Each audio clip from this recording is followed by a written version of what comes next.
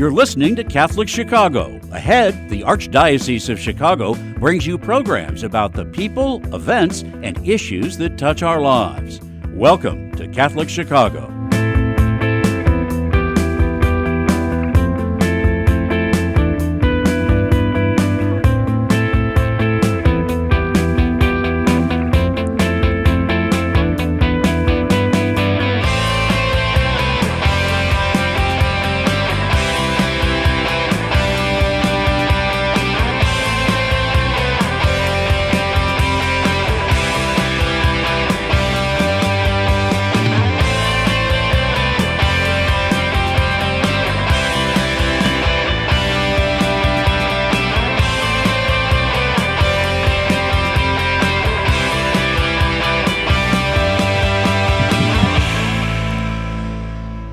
Hello and welcome to the Black Catholic Initiative radio show, where we talk about issues and events taking place in the Black Catholic community here in the Archdiocese of Chicago and beyond. My name is Father Michael Trail, and I'm honored to host this podcast and also honored to serve as the pastor of St. Thomas the Apostle Catholic Church and School in the historic Hyde Park neighborhood of Chicago. You can find this podcast anywhere that you can find your podcasts, whether it be on Apple Play or the Google Store or anywhere else in between. Spotify. We're also on WNDZ 750 AM. Today, in the month of November, we're celebrating Black Catholic History Month, and I am honored to bring on as a guest of our program here Dr. Kim Limor, who is the director of the Augustus Tolton Pastoral Ministry Program over at Catholic Theological Union. Hey, Dr. Limor. Good morning. Good afternoon. Thank you so much for having me. Whatever time it is, we're just glad to be together. Yes, for sure. Dr. Limor, it's so good to have you on the program again. I know I've had you on here a little bit over a year ago to talk about some things that are taking place at the at the Tolton Pastoral Ministry Program at CTU. For those of who are not aware, could you just kind of talk a little bit about CTU, what it is, and talk a little bit about the Augustus Tolton Pastoral Ministry Program at CTU? Okay, thank you. The Tolton program, as we call it for short, is started in 1990. Sister Dr. Jamie Phelps, who probably a lot of Black Catholics know in Chicago. She's a Dominican nun and was a professor at Catholic Theological Union. Noticed the lack of Black faces in academia, especially at CTU, and thought it, strange because she sees a lot of people in ministry doing the work. And so why weren't they coming to academia, and discovered that it was due to more than likely money. And so she went to Father Don Sr., asked him, how can we get more Black Catholics here at CTU? And so they approached the Archdiocese and came up with this program that is a combination or in conjunction with the Archdiocese to offer scholarships, full scholarships for a master's degree in divinity or a Master's of Pastoral Studies, to be able to educate Black Catholics who are interested in ministry in the Archdiocese.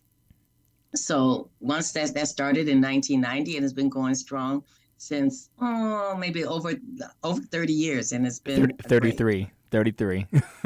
33. Okay, yeah, 33. Yes. Yeah. 33 years. So it's been we've graduated over 30 scholars. Some are still working in the Arch or not in their parishes. A lot of them are still, out there in corporate America navigating bivocational. And we were just kind of talking about that before the program came on. And basically, though, it's just, kind of to give them that educational foundation that's needed to go into ministry. And then once you get out into your parishes, you can kind of do what's necessary to navigate what's happening. So we offer formation for Black Catholics. And like I say, it's 100% tuition paid. That's an incredible gift. So at St. Thomas, actually, one of my parishioners is a Tolton scholar, and one of the now the director of marketing at my school and at my church also is a Tolton scholar as well. So I'm blessed, even at my parish, to have two Tolton scholars. So I really see already on a personal level and on the level of the parish, I see the direct impact that the Tolton program makes in the life of the parish. And so personally, I want to say thank you because I'm very grateful. Oh, well, I'm so glad you are and have been hiring Tolton scholars. That's what I get kind of, try to encourage the parish priest to kind of, for one, to recommend people Right. that can come into the program. But for two, once they graduate, to look for them to do things in their parishes, whether it be full-time, part-time, volunteered, Right. voluntold, whatever we're going to do.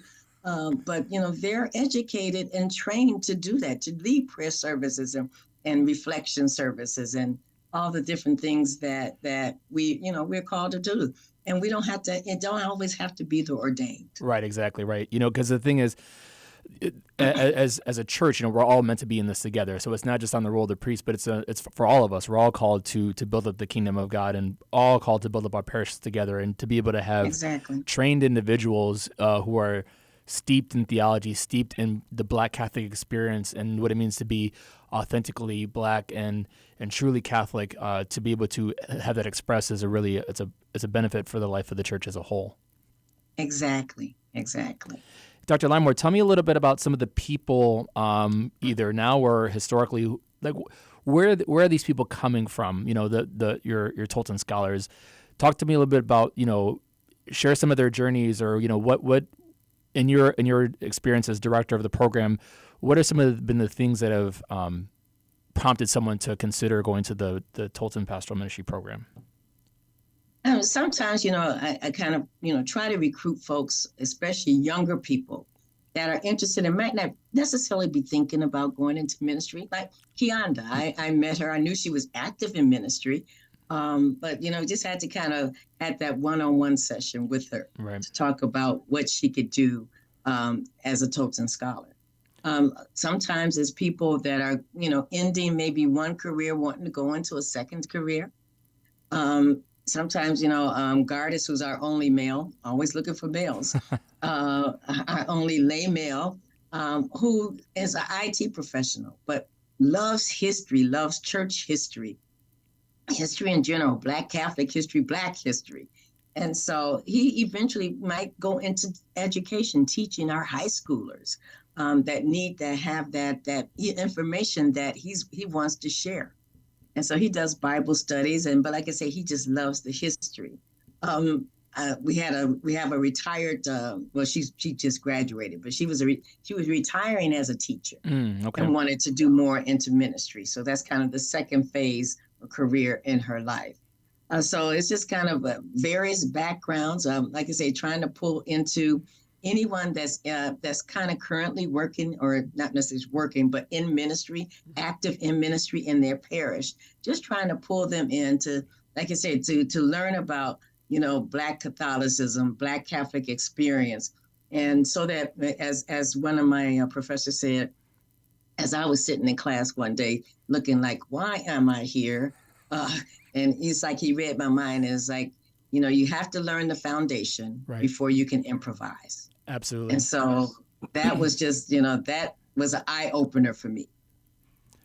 No, definitely. I think it's, I find it fascinating, particularly as people, when the Spirit prompts them and stirs them to want to call them into ministry. I really appreciated, as you shared very briefly, just the kind of the myriad ways in which people feel called to join a program like this. I think about, one of my parishioners who's in the program currently, very successful in the education world, but yet still feels this calling. It's like I'm an expert in the field already, but I feel this calling from the Lord, so I want to learn about that more. Exactly. And she brings her whole self to the program, and I think those are really cool moments when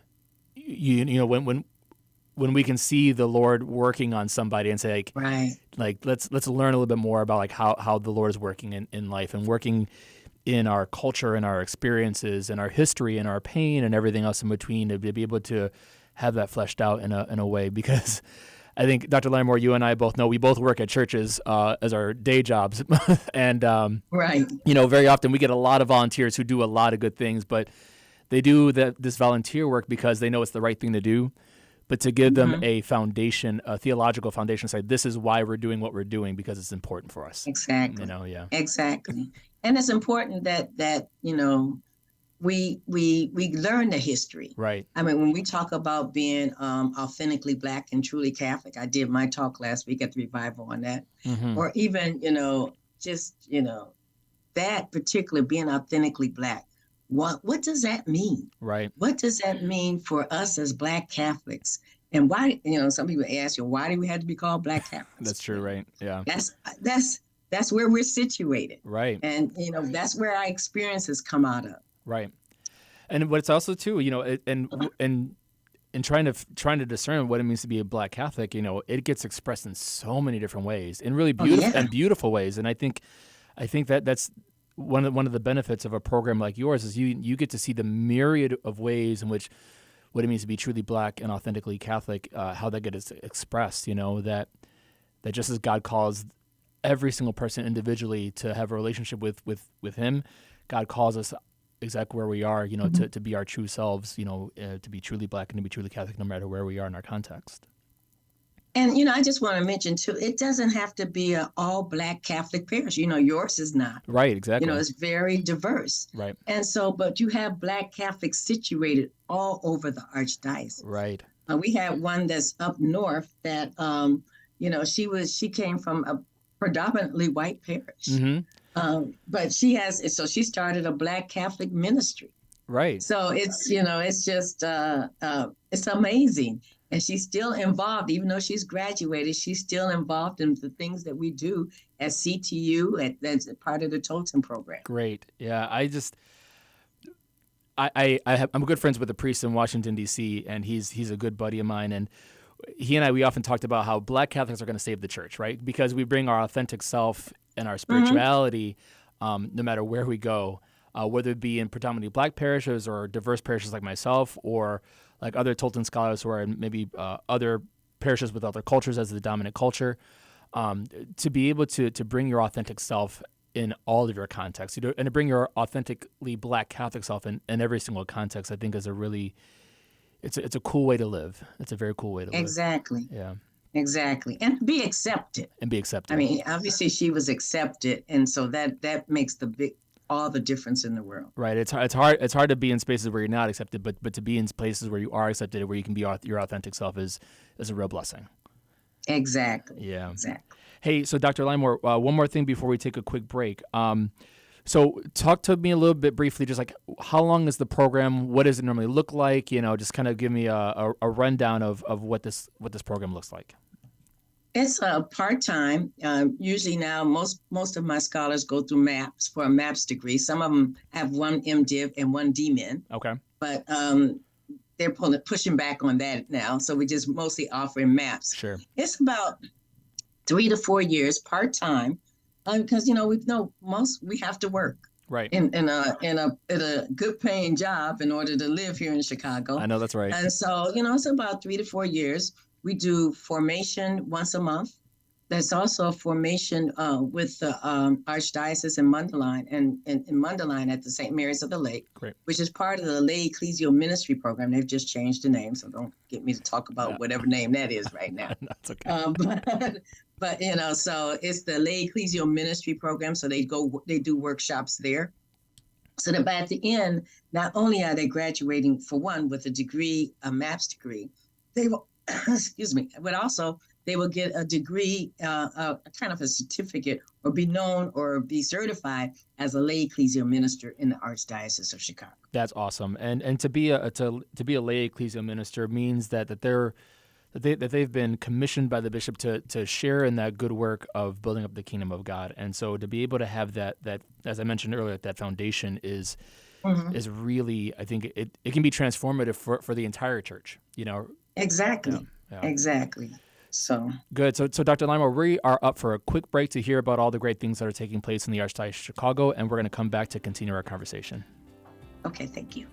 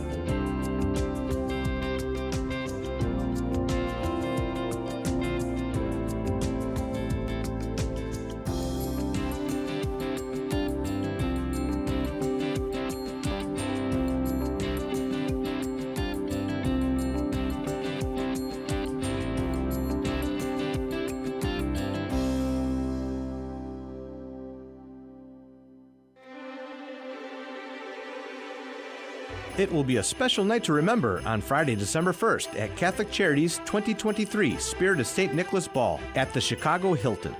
The Spirit of St. Nicholas Ball is one of the most elegant galas of the holiday season in Chicago, and proceeds provide critical funding for our programs and services into the new year.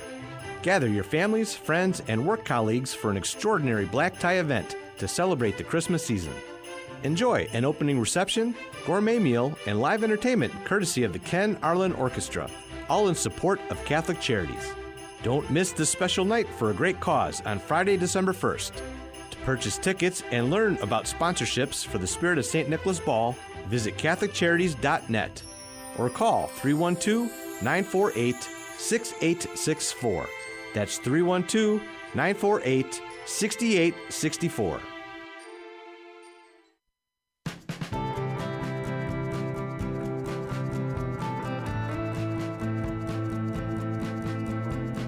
Year 44 for me teaching. When I started here, there were teachers here that had taught me when I was a student. Now I'm the old person. Right now, I teach junior high math. I love when kids find what I'm teaching to be fun and they get it. I see that light bulb go off and it's a thrill. People are always amazed. What? You're here for 44 years? It's hard for me to believe, frankly. I love what I do. Every summer I think, oh, I miss the classroom. Even on the weekends, I think I can't wait to get back on Monday and teach those quadratic equations. Shape the next generation of leaders. Teach. Apply today at archchicago.org/schooljobs. Mother Cabrini, a missionary woman religious, helped shape America's social and healthcare system in the early 20th century, hugely impacting the city of Chicago. If you or your family are from Chicago, this is part of your history. Join other young adults for networking and learning together about this remarkable saint. Come together to pray and discern how sacred art and architecture bring us closer to our Lord. On Saturday, November 11, attend a Mass at 11 a.m., followed by a guided tour at the Shrine of St. Francis Xavier Cabrini. It's located at 2520 North Lakeview Avenue here in Chicago. For more information, contact the Illinois chapter of the Patrons of the Arts in the Vatican Museums at 312-534-5351.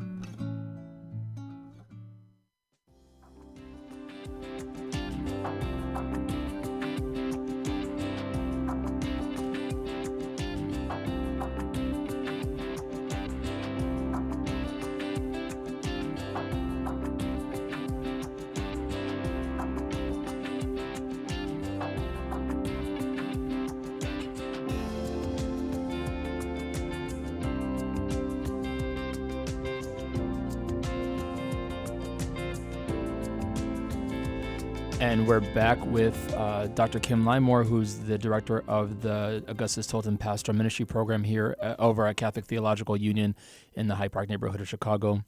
We spent the first part of our program just kind of talking about the history of the Tolton program, talking a little bit about some of the people and the way in which they've come to the Tolton program.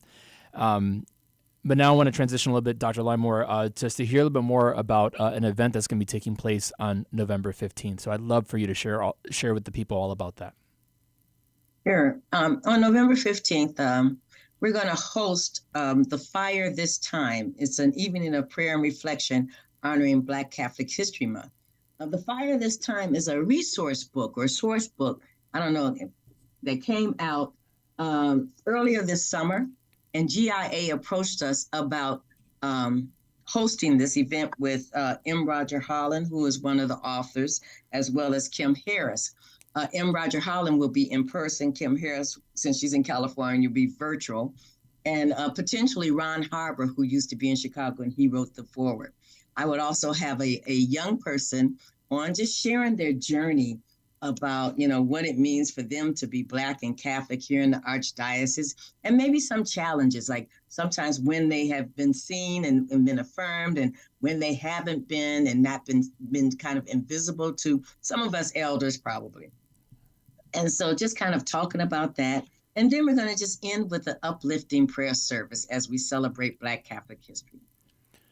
I think it's great that you're having this event. It sounds like it's going to be a really a beautiful event to to highlight, the different aspects of Black Catholic History Month. Can you share a little bit more specifically, like what are some of the things that, do you know what, Kim Harris and M. Roger Holland are going to be sharing from their different perspectives?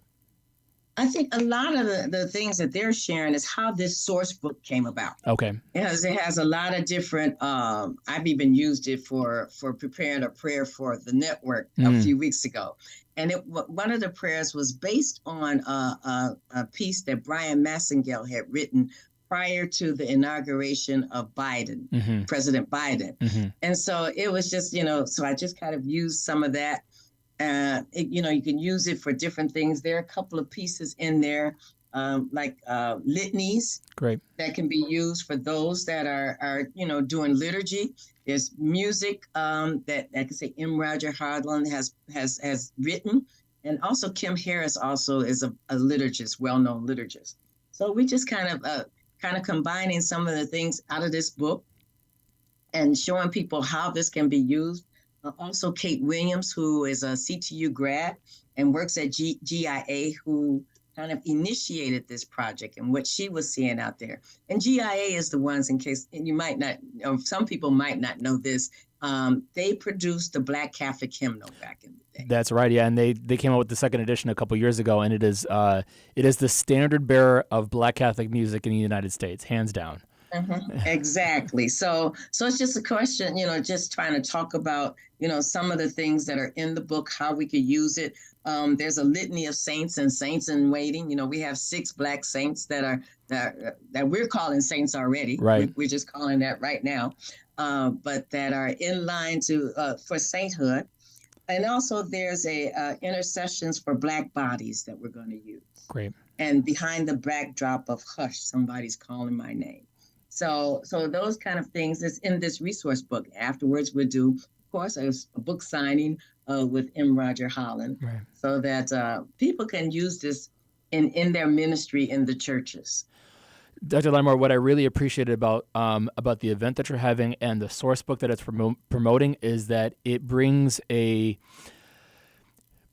level of professionalism and a level of competency to every Black parish in across the United States, to be able to say, like, here's a good resource, of what it means to be Black and Catholic, and here are some resources that you can use to see the Black Catholic spirituality lived out in your own parish, and that could be for parishes that are, like our 9 historic Black parishes here in Chicago, or it could be parishes like mine that are in a more diverse setting, or even parishes throughout the country who may only have 1 or 2 African Americans, but just to be able to say, if we are serious about bringing in our culture and bringing in our Black Catholic spirituality, here are some resources to do that. Because I'm sure you and I have seen far too often where for people, they want to, like, I want to do something, or I want to bring my spirituality in, but I don't know how to, or I don't know the resources to do it. Yeah.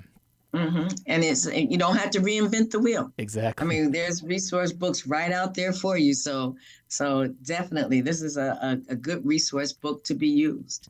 And I mean, forgive me for being a little prideful here. I'm also proud that it's coming out of Chicago too, because at least the Church of Chicago, we've had this long, rich history of being pioneers and forebearers of some really incredible projects historically on the national and regional level, and so it's cool to be able to be part of that continual rich legacy, but also too that movement forward of saying, here's what it means to be Black and Catholic, and I love that it's coming out of Chicago instead of somewhere else. Exactly. So it is always good that when Chicago can lift that up. Right. Even though sometimes we struggle and we, try to push push it forward some, but right, it's good that it can come out of this, and it's coming out. Like I said, we wanted to do it during Black Catholic History Month. Definitely. So, on a more general level, Dr. Limor, what's one of your favorite pieces about Black Catholic History Month? One of my favorite pieces? Yeah. Oh, good question.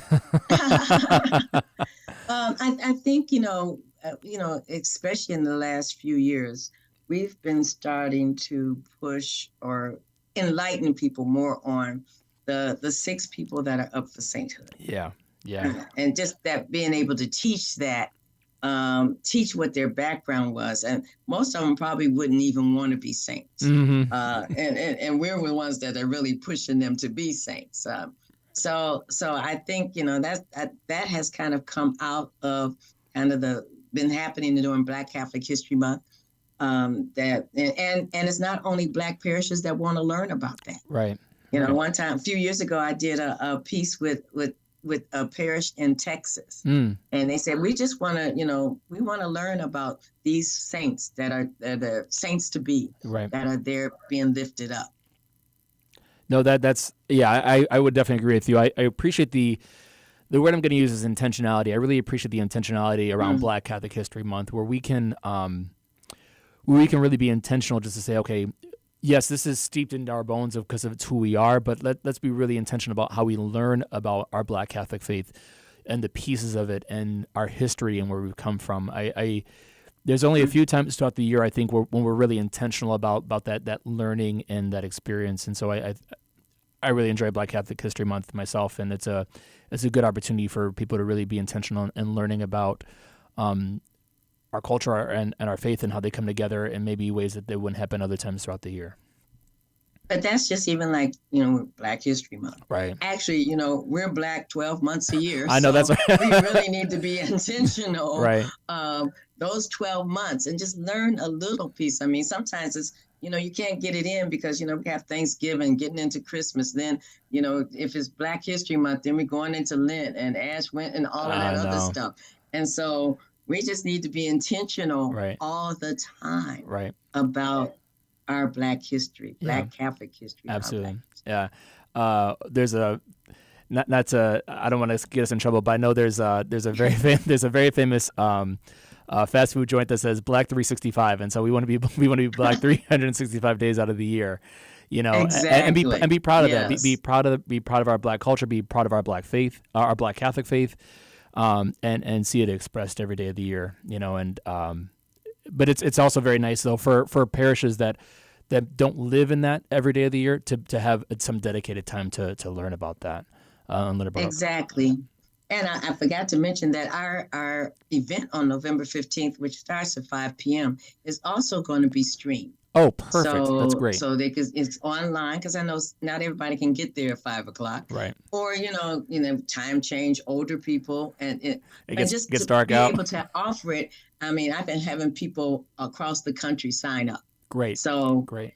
It's wonderful to be able to do that now with the Zoom aspect. Definitely. One of the things that we're going to do is, so as you're listening to this podcast, or as you're watching it on a YouTube page, if you look down in our description, we're going to have a registration link available as well. So you'll be able to register for the event and watch it via Zoom if you'd like.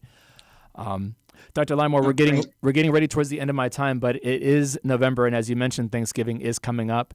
And I think it's a fair question to ask because it's my radio show, and I guess I can ask what I want. But I do want to know, what's your favorite Thanksgiving dish? Sweet potato pie. Is that right? Okay. All right. Good.